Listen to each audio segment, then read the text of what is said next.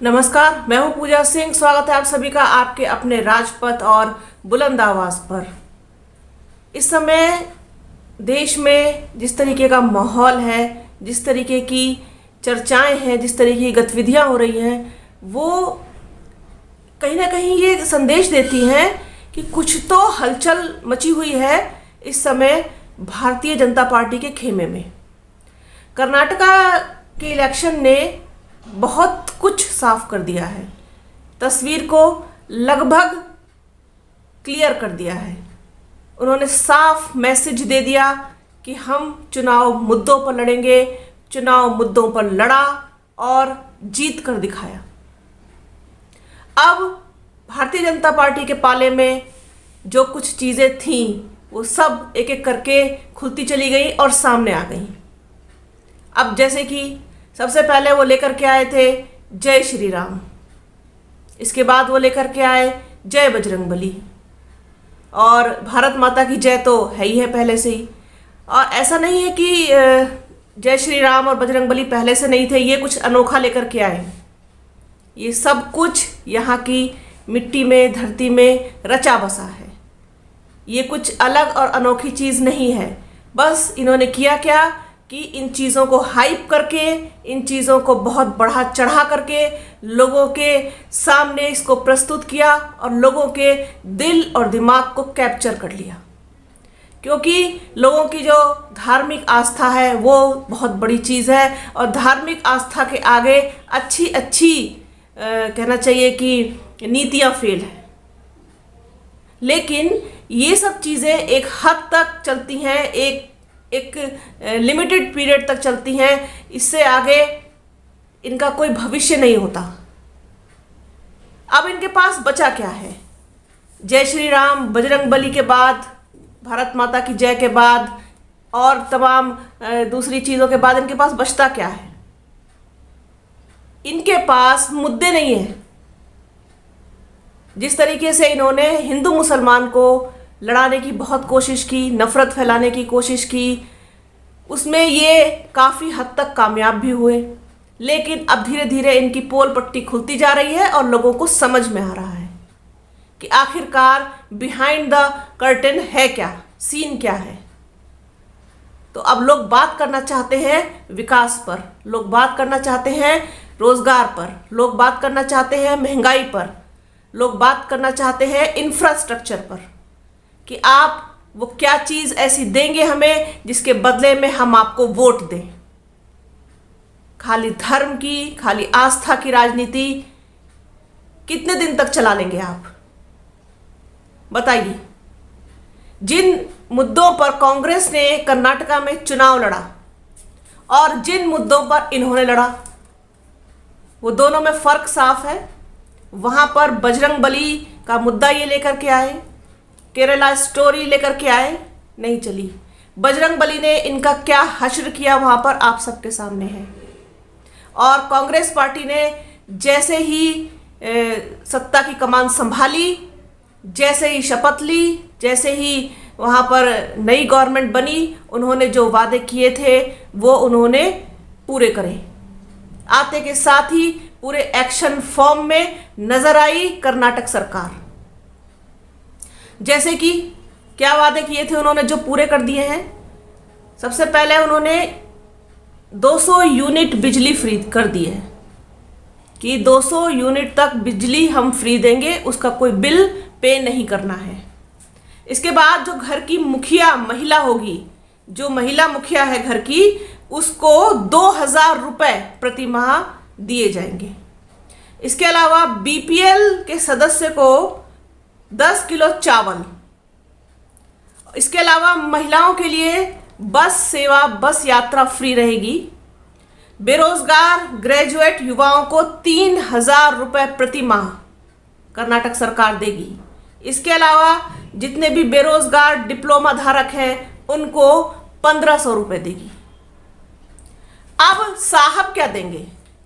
बड़ा सवाल यह है कि साहब क्या देंगे?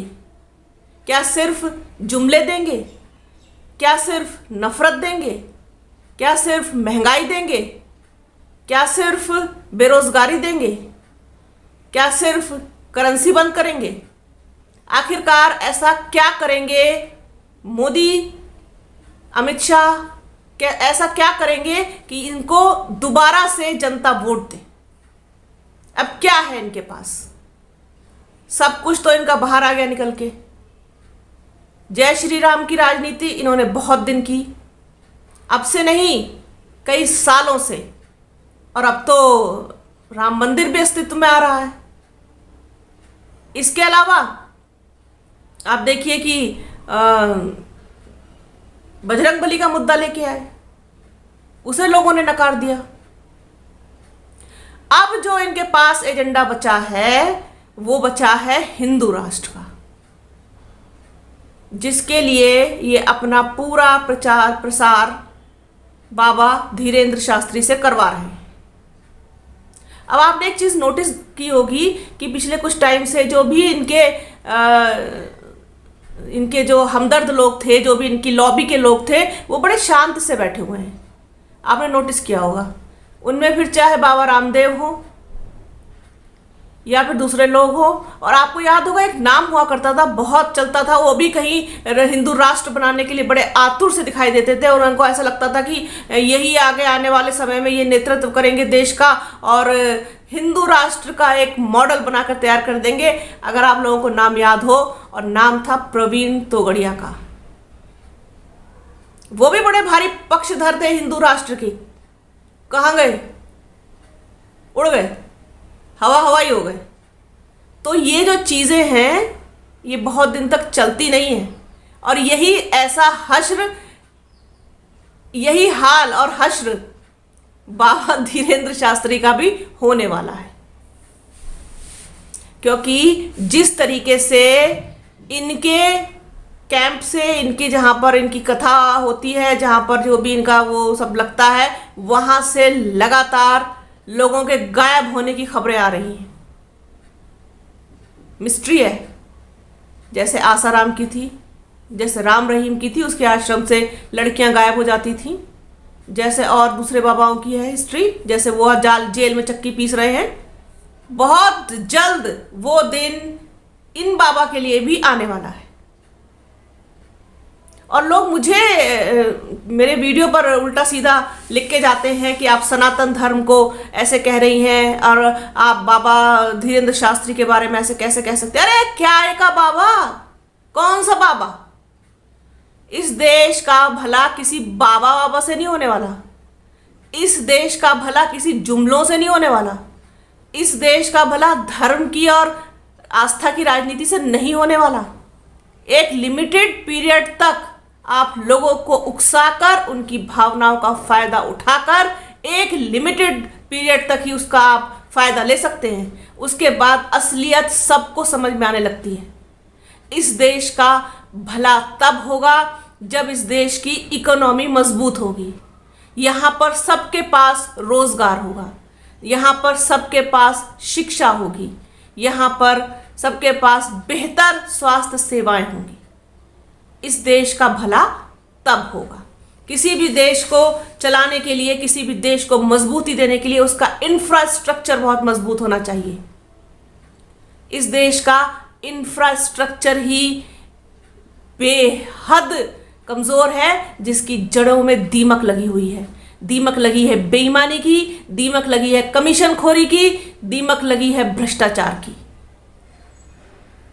जब तक ये हालात नहीं सुधरेंगे, जब तक ये चीजें ठीक नहीं होंगी, तब तक कुछ भी बदलने वाला नहीं है। और मोदी जी के पास अब क्या बचा है? मोदी जी के पास जनता को देने के लिए हिंदू राष्ट्र मुद्दे के अलावा मुझे नहीं लगता कि अब कुछ बचा है। क्योंकि जिस तरीके से लोगों की धर्म और आस्था के नाम पर इन्होंने जितनी दिन भी अपनी राजनीति चलाई है, अपनी रोटियां सेकी हैं, वो दिन अब लदेंगे, लदने वाले हैं। क्योंकि लोगों को इनकी अब नीयत समझ में आने लगी है कि ये किस तरीके से सिर्फ जनता की भावनाओं का फायदा उठाते हैं। जानते सब हैं, पता सबको है, लेकिन बोलना कोई नहीं चाहता, रिएक्ट कोई नहीं करना चाहता। बाकी सबको पता है इनकी असलियत क्या है। तो कर्नाटक जैसा मॉडल अगर ये उत्तर प्रदेश में बनाते तो बात समझ में आती। इन्होंने कहा सड़कों पर जानवर नहीं दिखाई देंगे, सबको 30 अप्रैल तक हटा दिया जाएगा। आप जाके देखिए उत्तर प्रदेश की सड़कों पर क्या हाल है, किस तरीके से जानवर अभी भी घूम रहे हैं। इन्होंने कहा हम अपराध मुक्त कर देंगे, तो पुलिस की कस्टडी में ही अपराधी मार दिए जाते हैं। इन्होंने कहा बेटियां बहनें सब सुरक्षित रहेंगी, कहाँ है सुरक्षित?